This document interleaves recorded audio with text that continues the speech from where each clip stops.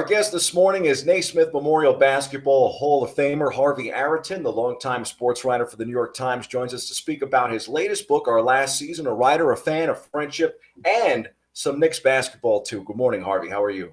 I'm good, Bobby. How are you doing? Doing really well. Definitely adjusting, of course, to having to be home. It's something that we've been doing, now for months. But very excited to talk to you this morning about some basketball. There's a lot to talk about. We Well, actually have good teams in New York. yeah, plenty of good things to say about the Knicks lately. But first, I want to talk about the book. It's a biography and a memoir, a truly moving story of a bond between a sports writer and a fan that was forged in a shared love of basketball. The central figure is Michelle Musler.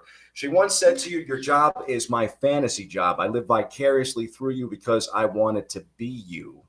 Tell us more about your extraordinary friendship with her and how this book came about.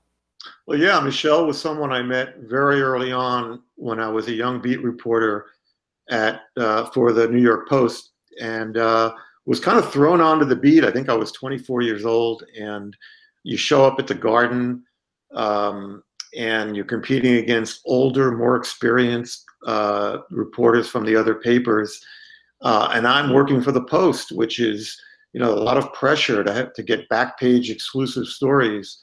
And here's this woman who sits right behind the bench, and she's very friendly, and she always seems to be up for a conversation as I'm passing by along the way to my seat. And of course, in those days, I sat courtside at the Garden along with everyone else, in the media business. So I'm thinking, I think that's a person I need to get to know better, because she's got, viewing access right into the team huddle. And the more I got to know Michelle, the more our friendship developed, the more I realized that not only was she seated in a great location, but she was a divorced mother of five in her mid-40s who had essentially rebuilt her social life around the Garden. She had infiltrated this world. She hung around in Charlie O's, which was the old bar downstairs at the Garden. She knew players. She knew player wives, girlfriends, sometimes the players' wives and girlfriends. She knew executives and broadcasters. And in those early days, she became my first and best source. She actually would hear things from players' wives who were getting them from their husbands, who were getting it from agents. So, for example, she helped me break an exclusive story on the back page of the Post about the Knicks signing Bernard King as a free agent. The more I learned about her, what you mentioned before about her living vicariously through me, if the friendship was born out of self-interest for me, it was also something of the same for her.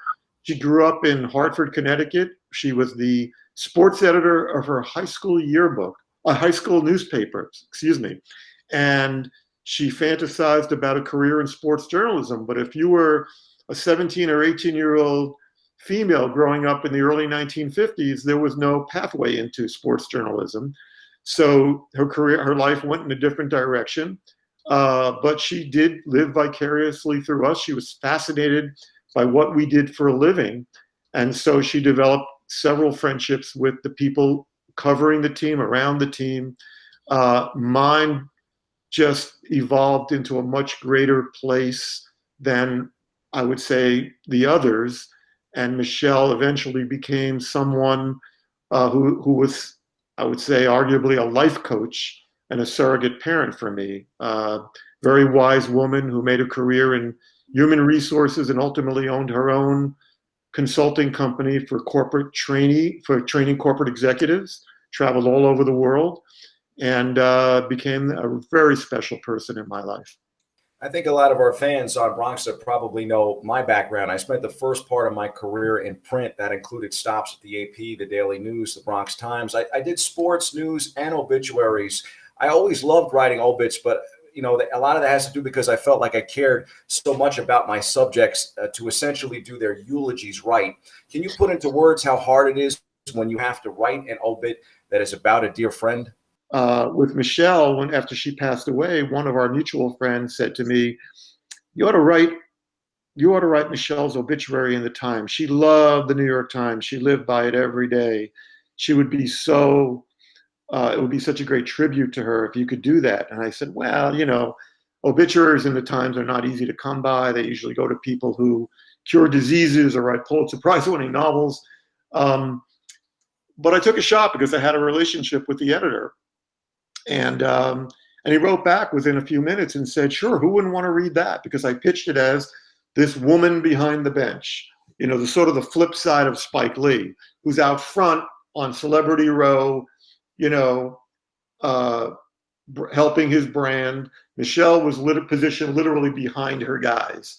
So I embarked on writing the obit, and I had to do it in a hurry because he wanted it for the next the next news cycle. You want to get it right because an obituary is, it's an archival document, and it's part of history, and so you want to do justice to the people you're writing about, and often you don't have their input, to guide you along the way. You have the quotes that that have been in other public documents, throughout their careers and lives. But I know the way I do it. I really, I try very hard to make sure I'm just not, using throwaway lines and trying to be clever with the writing at the expense of being factually correct. So Michelle had season tickets for the Knicks for 45 years. The Garden was her second home. What do you think her review of your book would be?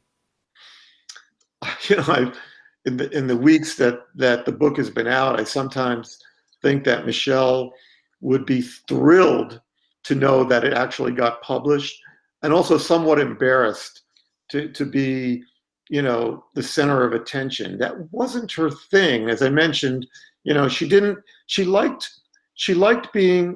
her location and she loved being part of it, but she liked being the quiet presence. In the book, I talk about how when Jeff Van Gundy was coaching the Knicks, and he would come out, and Jeff was the opposite of Pat Riley. Pat Riley was the perfect man, the Armani suits and the perfect hairstyle, and Jeff was the everyman, the rumpled guy. And he told me a story about how many nights he would come out before a game and in his typical rumpled state, and his sport jacket collar would be crooked, and Michelle would just get out of her seat, walk up behind him, fix his collar, and without saying a word, just sit back down. And that in effect sort of symbolized, how she operated there. She was a stealth operator behind the bench. There's a photo in the book of her, which I love, this photo.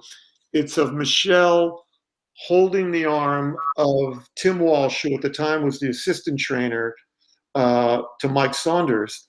And she's pointing something out to him, like, hey, Tim, something's going on over there. You got to go fix it. And it really captured who she was. I mean, everybody at courtside knew her. Not in the way they knew Woody Allen or Spike or John McEnroe, but they knew her as this ubiquitous presence. Charles Oakley would stop by after he retired to chat with her. Mike Breen would check in with her before every game. Mark Jackson's mother would come across the court and give her a hug.